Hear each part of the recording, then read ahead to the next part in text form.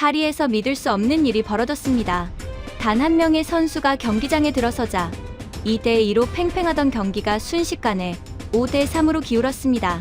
그것도 불과 30분 만의 말이죠. 벤치에 앉아있던 그 선수의 이름은 이강인이었습니다. 같은 시각 토트넘에서는 한 레전드의 부재가 뼈아프게 느껴지고 있었습니다. 손흥민이 떠난 토트넘은 속수무책으로 무너졌고, 토트넘 팬들은 경기장을 빠져나가며 한숨 섞인 목소리로 말했습니다. 손흥민이 있었다면, 한 선수가 빠진 팀과 한 선수가 들어온 팀, 그 차이가 만들어낸 극명한 대조. 파리의 밤은 우리에게 이렇게 말하고 있었습니다. 진짜 키플레이어란 무엇인지 말이죠. 이야기에 앞서 구독과 좋아요 부탁드립니다. 여러분의 작은 클릭 하나가 더 좋은 콘텐츠를 만드는 큰 힘이 됩니다. 안녕하세요. 저는 영국 스포츠 기자 톰 하브릭스입니다. 2025년 11월 27일 파리의 파르크 대 프랑스는 특별한 공기로 가득했습니다. 챔피언스리그 리그 페이지 5번째 라운드 토트넘과 PSG의 맞대결이었죠. 손흥민이라는 거대한 존재가 떠난 토트넘은 여전히 방황하고 있었고, PSG는 지난 시즌 4관왕의 위험을 가진 팀이었습니다. 경기 전 승부 예측을 보면 분위기가 명확했어요. PSG가 이길 확률이 압도적으로 높게 나왔습니다. 만약 토트넘이 이긴다면 그건 거의 기적에 가까운 일이라는 평가였죠. 리그 순위만 봐도 그랬습니다. 프랑스 리그 선두를 달리는 PSG와 프리미어리그 12위에 머문 토트넘, 물론 프리미어리그의 경쟁 강도가 더 높지만 현재 폼과 전력만 놓고 보면 PSG가 압도적이었습니다. 더욱이 PSG는 전 시즌 프랑스 리그, 쿠프 드 프랑스, 트로페 데 샹피용, 그리고 챔피언스 리그까지 석권하며 프랑스 구단 역사상 최초로 4관왕을 달성한 팀이었습니다. 클럽 월드컵 결승에서 레알 마드리드에게 3대2로 패하며 준우승에 그쳤지만 32개 팀 중 결승까지 오른 것만으로도 그들의 위상을 증명했죠. 하지만 이번 시즌 PSG는 예상치 못한 어려움을 겪고 있었습니다. 덴벨레, 두에, 하키미 같은 주축 선수들이 부상으로 빠진 상태였죠. 팀에게는 위기였지만 누군가에게는 기회이기도 했습니다. 바로 이강인이었습니다. 반면 토트넘은 최근 아스널에게 무참히 무너진 상태였습니다. 프랭크 감독은 경기 전 인터뷰에서 의미심장한 발언을 했어요. 이번 시즌 새로운 선수들이 손흥민 같은 레전드를 대체하기란 쉽지 않다며 시간이 필요하다고 했죠. 현지 전문가들은 이를 두고 토트넘 팬들의 비현실적인 기대치에 대한 우회적 비판이라고 분석했습니다. 손흥민을 기준으로 모든 선수를 평가하는 팬들의 태도가 얼마나 가혹한지 프랭크가 몸소 느꼈다는 거였죠. 킥오프 휘슬이 울렸습니다. 토트넘은 5-3-2 수비형 포메이션을 들고 나왔어요. 베리발과 사르를 좌우 미드필더에 배치해 중앙을 철통같이 틀어막는 전략이었습니다. PSG의 빠른 스위칭 플레이를 원천 봉쇄하겠다는 의도였죠. 전반 34분 그 전략이 빛을 발하는 순간이 왔습니다. 베리발이 측면에서 환상적인 힐패스로 공간을 열었고 크로스가 올라왔습니다. 공격수의 헤더가 한 차례 경유한 공을 히샬리송이 골망을 흔들었죠. 1대0, 홈 관중은 잠시 숨을 죽였습니다. 토트넘 원정 팬들은 환호했습니다. 아스널전의 악몽을 씻어낼 기회라는 듯 열광했죠. 그러나 프레스박스에서 경기를 지켜보던 저는 다른 것에 주목했습니다. 벤치에 앉아있는 이강인이었어요. 최근 경기마다 폭발적인 퍼포먼스를 보여주던 그가 선발 명단에 없다는 건 엔리케 감독이 뭔가 계산하고 있다는 신호였습니다. 토트넘 팬들도 이를 감지한 듯 불안해하는 기색이 역력했습니다. 그 불안은 전반 종료 직전 현실이 되었습니다. 비티냐가 페널티 박스 바깥에서 중거리 슛을 때렸어요. 골 기대값 0.03. 통계적으로는 100번 쏴서 3번 들어갈까 말까 한 각도였습니다. 하지만 공은 토트넘 골키퍼의 손이 닿지 않는 골대 상단 구석으로 정확히 꽂혔죠. 1대1. PSG가 극적으로 동점을 만들었습니다. 토트넘의 수비 조직력에 문제가 보였습니다. 페널티 박스 안에만 선수들이 밀집해 있었고 박스 바깥 공간은 텅 비어 있었어요. 손흥민이 있었다면 경기 중에 끊임없이 집중하라고 외쳤을 상황이었죠. 전반전이 끝났습니다. 1대1 동점. 그러나 저는 알고 있었습니다. 진짜 경기는 이제부터 시작될 거라는 걸요. 후반전이 시작되기 전 벤치에서 흥미로운 장면이 포착됐습니다. 엔리케 감독의 선택은 의외였습니다. 최근 몇 경기 동안 PSG 공격의 심장이었던 이강인이 선발 명단에서 빼는 대신 빠른 발을 가진 젊은 공격수들을 전방에 배치했습니다. 속도로 토트넘 수비를 흔들겠다는 계산이었죠. 프랑스 언론들은 고개를 갸우뚱했습니다. 지난 주말 경기에서 이강인은 55분쯤 교체되며 체력을 아낀 상태였습니다. 당연히 이번 중요한 챔피언스리그 경기에 선발로 나올 거라는 예상이 지배적이었죠. 특히 이강인의 최근 폼은 폭발적이었습니다. 11월 한 달만 봐도 그랬습니다. 이강인은 1골 2도움을 기록하며 완전히 다른 선수로 거듭났습니다. 11월 4일 미넨과의 챔피언스리그에서 시즌 첫 도움을 기록했고 10일 리옹전에서는 풀타임을 소화하며 또 한 번 어시스트를 올렸습니다. 그리고 23일 르하브르전에서는 드디어 리그 시즌 첫 골까지 터뜨렸죠. 그 골은 특별했습니다. 골 기대값 0.1에 불과한 거의 불가능에 가까운 각도였습니다. 대부분의 선수라면 그냥 밀어차는 상황이었죠. 하지만 이강인은 달랐습니다. 자세를 잡고 왼발로 공을 감아찼고 그 공은 수비수들 사이를 뱀처럼 비집고 들어가 골망을 흔들었습니다.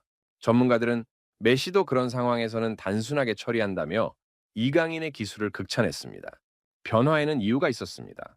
바로 포지션의 고정이었죠. 지난 시즌 이강인은 섀도우 스트라이커, 좌우 측면 공격수, 중앙 미드필더, 심지어 수비형 미드필더까지 소화해야 했습니다.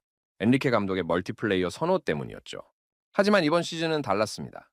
공격형 미드필더와 오른쪽 윙으로만 역할이 고정되면서 이강인은 본연의 재능을 마음껏 펼칠 수 있게 되었습니다. 특히 하키미의 부상은 아이러니하게도 이강인에게 기회가 되었습니다. PSG의 전술이 완전히 이강인 중심으로 재편된 겁니다. 팀은 3-2-5 포메이션을 구사하며 공격 시 이강인을 오른쪽 끝에 배치했고 모든 공격이 이강인을 거쳐 시작되는 패턴이 확립되었습니다. 프랑스 유력 매체 르 파리지앵은 특집 기사를 통해 이강인은 어떻게 빛을 되찾았나라는 제목으로 그의 변신을 집중 조명했습니다. 개막 초반만 해도 벤치를 지키던 선수가 이제는 PSG 공격을 설계하는 핵심 자원으로 떠올랐다는 분석이었죠. 더욱 놀라운 건 과거 이강인에게 독서를 퍼부었던 프랑스의 유명 해설가조차 입장을 바꿨다는 사실이었습니다. 최근 경기력만 보면 더 이상 끔찍한 선수라고 부를 수 없다. 눈에 띄는 발전을 보여주고 있다는 그의 발언은 이강인의 변화가 얼마나 극적인지를 증명했습니다. 그럼에도 엔리케 감독은 오늘 그를 벤치에 앉혔습니다. 계산이 있었습니다. 경기가 막힐 때 흐름을 바꿔야 할 그 순간을 위해서였죠. 중요한 경기일수록 엔리케 감독은 이런 방식을 선호했습니다. 빠른 선수들로 먼저 상대를 지치게 하고 경기가 교착 상태에 빠지면 이강인의 창의성을 투입하는 거였습니다. PSG 선수들이 라커룸으로 향하는 동안 이강인은 몸을 풀기 시작했습니다. 엔리케 감독의 카드가 곧 공개될 예정이었습니다. 후반전이 시작되었습니다. 프랭크 감독의 전술 설계는 놀라울 정도로 정교했습니다. 토트넘은 중앙을 완전히 봉쇄하는 전략을 들고 나왔습니다. 측면 미드필더들이 겉으로는 양옆에 위치한 것처럼 보였지만 PSG가 중앙으로 공을 연결하려는 순간마다 재빠르게 안쪽으로 좁혀들었습니다. PSG는 본래 짧은 패스로 공격을 만드는 팀입니다. 뒤에서부터 차근차근 쌓아 올리며 상대 수비를 흔드는 방식이죠. 하지만 토트넘은 그 패턴을 정확히 읽어냈습니다. 중원이 마치 벽처럼 막혀버린 겁니다. 후반 4분 균형이 깨졌습니다. 토트넘의 코너킥에서 혼전이 벌어졌고 토트넘 공격수의 발리 슛이 골망을 흔들었습니다. 2-1. 다시 토트넘이 앞서 나갔습니다. 홈 관중석에서 한숨이 흘러나왔습니다. 그러나 PSG에게는 비티냐라는 특급 무기가 있었습니다. 불과 4분 뒤 그가 또다시 중거리 슛을 날렸습니다. 공이 골대로 향할 확률은 통계상 거의 0에 가까웠습니다. 하지만 축구는 숫자로만 설명되지 않습니다. 공은 골키퍼의 손이 닿지 않는 구석으로 정확히 꽂혔고 점수는 다시 2-2가 되었습니다. 전술대 개인기, 조직력대 순간의 섬광, 경기는 그런 구도로 흘러가고 있었습니다. 토트넘의 역습도 날카로웠습니다. 키 큰 공격수들이 앞에서 공을 따내면 뒤에서 달려온 미드필더들이 그 공을 받아 마무리하는 패턴이었습니다. 단순하지만 효과적이었죠. PSG는 공을 많이 잡았지만 토트넘은 기회를 더 날카롭게 만들었습니다. 경기장 분위기는 긴장감으로 가득했습니다. 양팀 모두 한 골만 더 넣으면 경기를 주도할 수 있는 상황. 프랭크 감독은 벤치를 돌아보며 교체를 고민했고 엔리케 감독은 침착하게 손목 시계를 확인했습니다. 그때였습니다. 엔리케 감독이 벤치를 향해 손짓했습니다. 이강인이 자리에서 일어났습니다. 몸을 푸는 그의 모습이 전광판에 크게 비쳤고 토트넘 팬들 사이에서 불안한 술렁임이 일었습니다. 슈퍼컵에서 극적인 동점골로 토트넘을 무너뜨렸던 그 선수. 최근 폭발적인 활약을 보여주던 그 선수가 이제 들어올 준비를 하고 있었습니다. 균형은 곧 깨질 예정이었습니다. 이강인이 투입되기 전까지 이날 경기에서 PSG의 진짜 중심은 비티냐였습니다. 포르투갈 국가대표 미드필더인 그는 전반전과 후반전 초반에 걸쳐 믿기 어려운 중거리 슛 2방을 성공시켰습니다. 첫 번째 골의 기대값은 0.03, 두 번째 골은 0.04였습니다. 통계적으로 보면 각각 100번 중 3번, 4번 들어갈까 말까 한 확률이었죠. 합산하면 0.07. 하지만 비티냐는 그 불가능에 가까운 확률을 2번이나 현실로 만들었습니다. 두 번째 골 상황을 보면 그의 능력이 더욱 확연히 드러났습니다. 후반 8분, 토트넘이 2대1로 앞서가던 상황이었습니다. 비티냐는 공을 잡고 안으로 접고 들어왔습니다. 토트넘 선수들이 중앙에 밀집해 있었지만 그는 개의치 않았습니다. 좁은 공간 사이로 슛 각도를 만들어냈고 다시 한번 골대 구석을 정확히 꿰뚫었습니다. 2대2. PSG가 극적으로 따라붙었습니다. 개인 기량이 모든 전술을 압도하는 순간이었습니다. 토트넘 프랭크 감독이 아무리 정교한 수비 조직을 만들어도 비티냐 같은 선수의 순간적 섬광 앞에서는 무력했습니다. 축구가 단순히 전술 게임이 아니라는 걸 증명하는 장면이었죠. 그러나 PSG의 전체적인 공격은 여전히 답답했습니다. 비티냐의 개인기가 아니었다면 득점은 나오지 않았을 겁니다.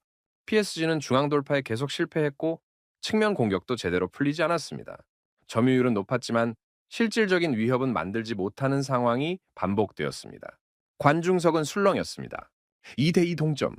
경기는 다시 원점으로 돌아왔습니다. 양팀 모두 한 골이 절실한 상황. 그리고 바로 그 순간 엔리케 감독이 움직였습니다. 벤치를 향한 그의 손짓은 명확했습니다. PSG는 비티냐의 개인기만으로는 부족하다는 것, 공격 조직력을 끌어올릴 선수가 필요하다는 것을 엔리케 감독도 알고 있었습니다. 경기가 팽팽하게 맞선 지금이야말로 아껴뒀던 카드를 꺼낼 타이밍이었습니다. 이강인이 워밍업을 마치고 터치라인으로 다가갔습니다. 토트넘 팬들 사이에서 긴장한 표정들이 역력했습니다. 최근 이강인의 폭발적인 컨디션을 알고 있었기 때문이었죠.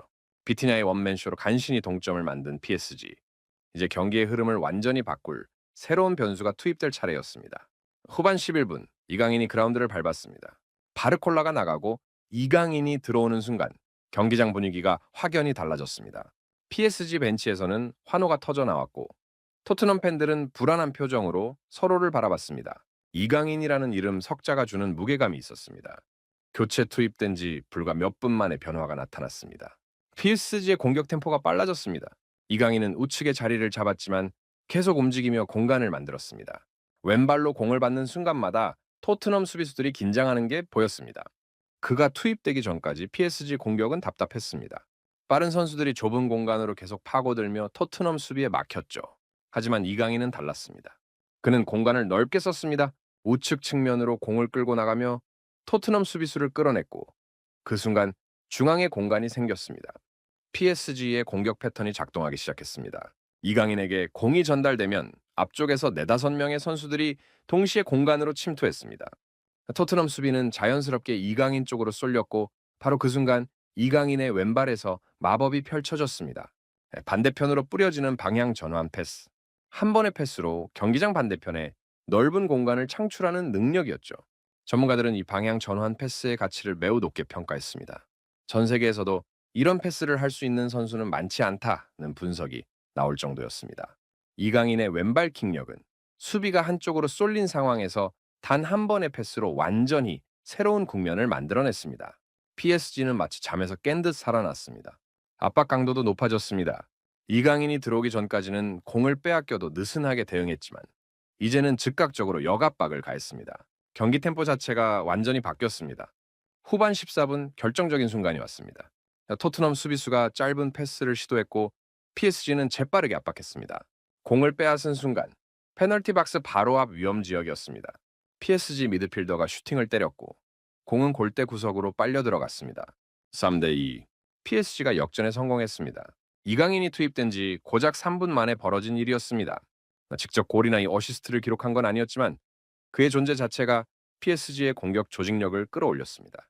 마치 예열된 기계에 전원을 켠 듯한 변화였습니다. 토트넘은 흔들리기 시작했습니다. 전반전과 후반 초반까지 잘 막아왔던 중원이 뚫리기 시작했습니다. 이강인이 우측에서 공간을 넓게 쓰며 수비수를 끌어내면 반대편 좌측이나 중앙에 공간이 생겼습니다. PSG는 그 공간을 놓치지 않았습니다. 근데 프랭크 감독은 급하게 선수들에게 지시를 내렸지만 이미 흐름은 완전히 PSG 쪽으로 넘어간 상태였습니다. 토트넘 선수들의 움직임에서 여유가 사라졌고 패스 실수가 늘어났습니다. 반면 PSG는 자신감이 넘쳤습니다. 이강인의 투입은 단순한 선수 교체가 아니었습니다. 그것은 경기 전체의 판도를 바꾸는 결정적 변곡점이었습니다. 엔리케 감독이 아껴뒀던 필승 카드가 마침내 위력을 발휘하기 시작했습니다. 3대 2로 앞서가는 상황, PSG는 여기서 멈추지 않았습니다. 후반 20분, 이강인의 가장 인상적인 장면이 펼쳐졌습니다. PSG가 코너킥 기회를 얻었고 키커는 당연히 이강인이었습니다. 그의 왼발 정확도는 이미 PSG 내에서 정평이 나 있었죠. 이강인은 낮고 빠르게 코너킥을 차올렸습니다. 일반적인 높은 크로스가 아니었습니다. 공은 지면 가까이 빠르게 문전으로 쏘아졌고 그 순간 혼전이 벌어졌습니다. 토트넘 수비수들이 10명 가까이 박스 안에 밀집해 있었지만 낮고 빠른 공이 궤적을 제대로 읽지 못했습니다. 네, 공은 수비수들 사이를 비집고 들어갔고 PSG 공격수가 골대 안으로 밀어 넣었습니다. 4대 2. 이강인의 코너킥이 결승골로 연결된 순간이었습니다.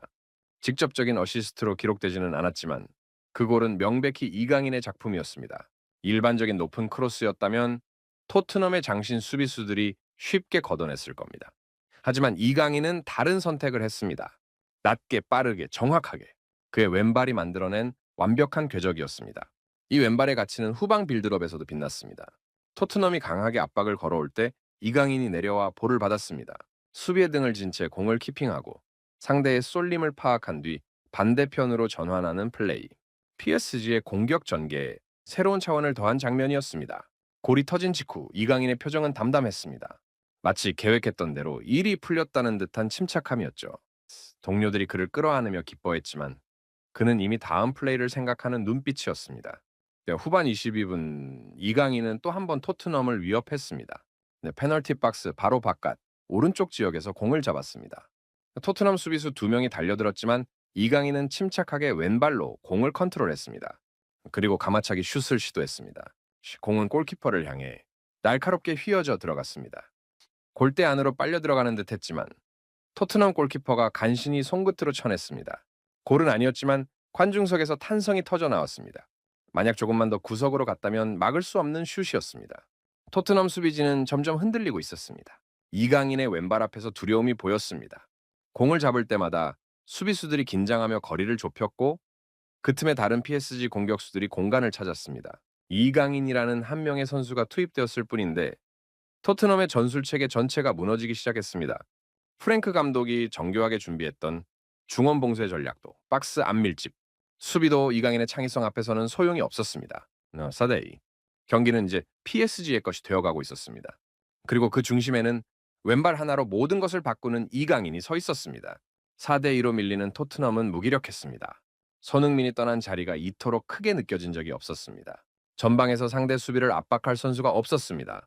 미드필드에서 경기 템포를 조절할 리더도 보이지 않았습니다. 토트넘은 마치 머리를 잃은 것처럼 방황하고 있었습니다. 프랭크 감독이 경기 전 인터뷰에서 손흥민을 언급했던 이유가 이제야 명확해졌습니다. 손흥민 같은 레전드를 대체하기란 쉽지 않다는 그의 말은 변명이 아니라 현실이었습니다. 새로운 선수들은 열심히 뛰었지만 손흥민이 가졌던 그 무언가를 채우지 못했습니다. 경기 내내 토트넘 팬들의 한숨소리가 들렸습니다. 일부는 좌절한 표정으로 고개를 떨구었고 일부는 분노의 찬 목소리로 선수들을 질타했습니다. 그들의 입에서 손흥민이라는 이름이 계속 나왔습니다. 손흥민이 있었다면 그 말이 경기장을 맴돌았습니다. 아이러니한 것은 이강인의 등장이 그 빈자리를 더욱 선명하게 드러냈다는 점입니다.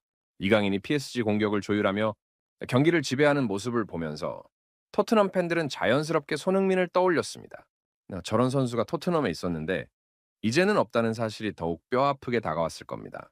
손흥민이 있었다면 전방 압박이 달랐을 겁니다.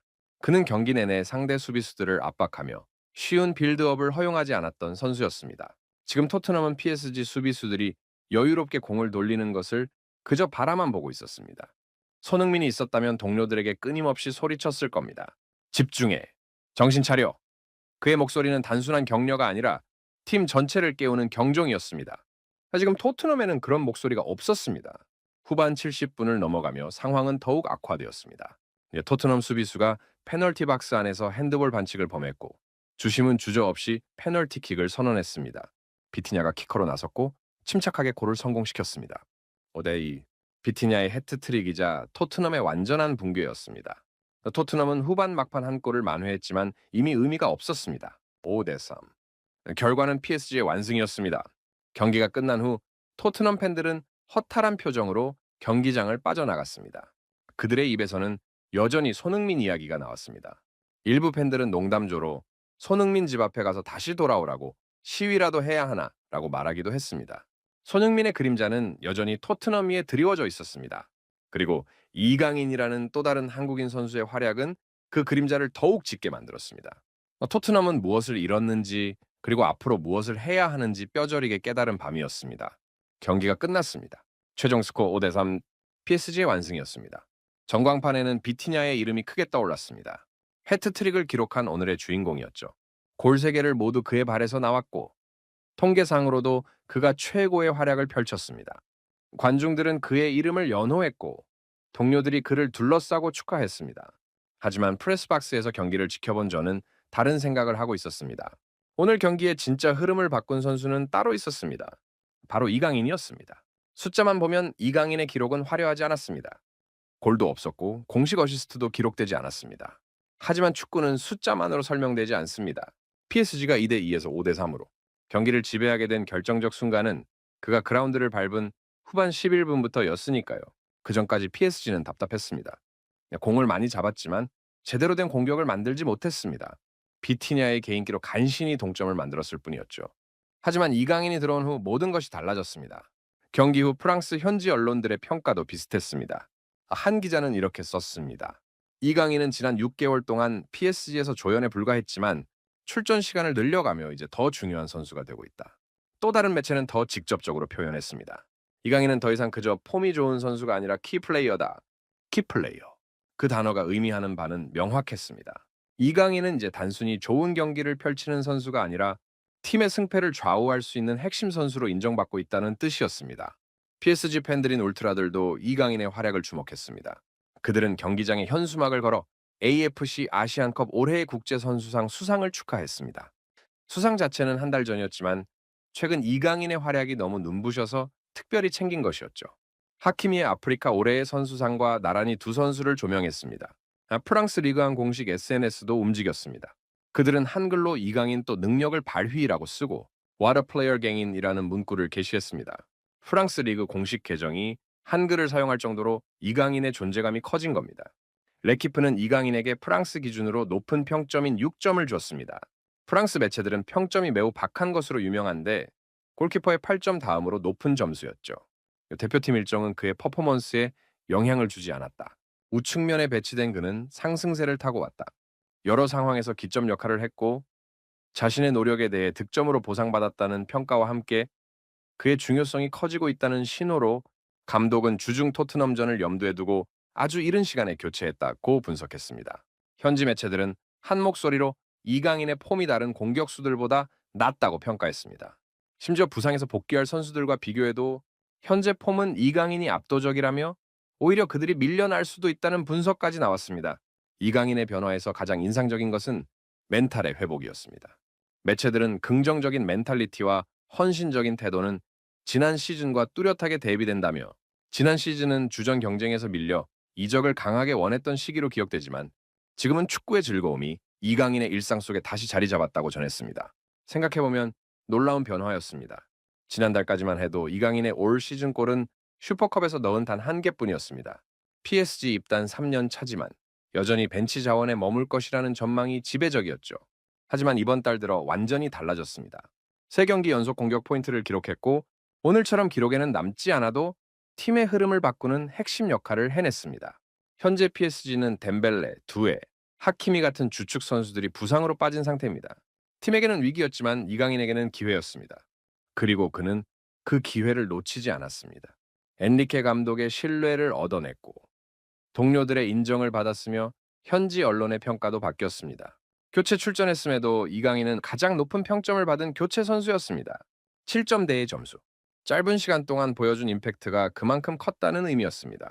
경기장을 빠져나가며 저는 묘한 감정에 사로잡혔습니다. 파리에서 한 명의 한국인 선수가 빛을 발하는 동안 런던에서는 또 다른 한국인 선수의 빈자리가 뼈아프게 느껴졌습니다. 손흥민이 떠난 토트넘은 무너졌고 이강인이 떠오른 PSG는 승리했습니다. 두 선수는 달랐습니다. 손흥민은 토트넘에서 12년을 버텨온 레전드였고 이강인은 PSG에서 이제 막 자신의 자리를 찾아가는 떠오르는 별이었습니다. 하지만 공통점도 있었습니다. 경기의 흐름을 읽고 동료들을 살리고 결정적 순간에 팀을 구하는 능력, 그것이 진짜 키플레이어의 자격이었습니다. 손흥민이 토트넘에서 보여줬던 것처럼 이강인도 이제 PSG에서 그런 선수가 되어가고 있었습니다. 팀이 어려울 때 투입되어 흐름을 바꾸고 동료들에게 자신감을 불어넣고 상대에게는 두려움을 주는 존재. 단순히 골과 어시스트를 기록하는 것을 넘어 팀 전체를 한 단계 끌어올리는 선수 말입니다. 토트넘 팬들이 손흥민의 이름을 부르며 그리워할 때 PSG 팬들은 이강인의 이름을 부르며 환호하고 있었습니다. 한 시대가 저물어가는 동안 새로운 시대가 열리고 있었습니다. 그리고 그 중심에는 여전히 한국인 선수가 서 있었습니다. 파리의 밤하늘 아래 저는 확신했습니다. 이강인은 이제 조연이 아니라는 것을. 네, 그는 손흥민이 토트넘에서 그랬던 것처럼 PSG에서 없어서는 안 될 주연급 선수로 성장하고 있습니다. 한 명의 한국인 레전드가 남긴 공백을 다른 한국인 스타가 채워가고 있었습니다. 축구는 이렇게 세대를 이어가며 계속되는 것이었습니다. 오늘 파리에서 목격한 이강인의 활약은 단순한 한 경기의 승리가 아니었습니다. 그것은 새로운 시작이었고 앞으로 펼쳐질 더 큰 이야기의 서막이었습니다. 지금까지 톰 하브릭스의 이야기 잘 들어보셨습니다. 파리의 이 밤은 극명한 대조를 보여줬습니다. 이날 손흥민이 떠난 토트넘은 무너졌고 이강인이 떠오른 PSG는 빛났습니다. 2대2로 팽팽하던 경기. 하지만 후반 11분 이강인이 들어오는 순간 모든 것이 달라졌습니다. 골도 없었고 어시스트도 없었습니다. 그러나 그의 왼발 하나가 경기를 바꿨죠. 최종 스코어 5대3. 비티냐가 해트트릭을 기록했지만 진짜 주인공은 따로 있었습니다. 손흥민이 토트넘에서 그랬던 것처럼 이강인도 PSG에서 없어서는 안 될 선수로 성장하고 있습니다. 진정한 키플레이어란 숫자가 아니라 존재감입니다. 이날 경기가 우리에게 보여준 진실이었습니다. 오늘 이야기가 감동적이셨다면 구독과 좋아요로 응원해주세요. 감사합니다.